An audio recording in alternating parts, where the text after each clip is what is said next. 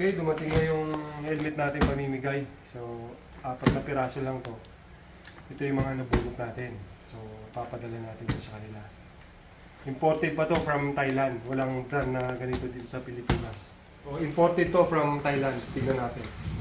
Unbox natin.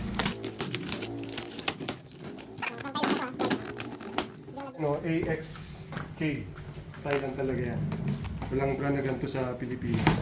Pamasko naman natin sa mga subscriber natin. May gold yan, black and gold. Black and gold. Kuha tayo ng isa.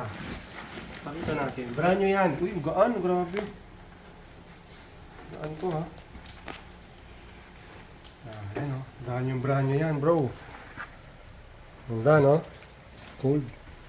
Gaan niya, grabe. Testingin natin.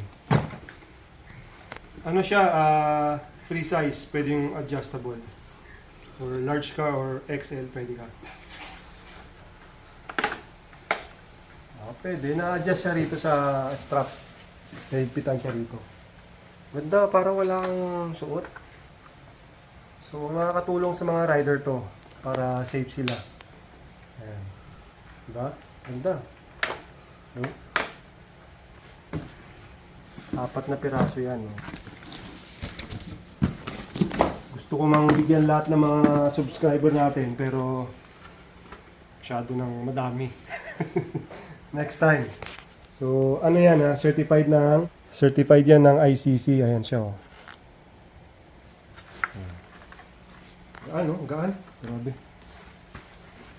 So, kung okay, mag-i-import pa tayo sa Thailand, mamimigay pa tayo. Okay? Alright? Ride safe.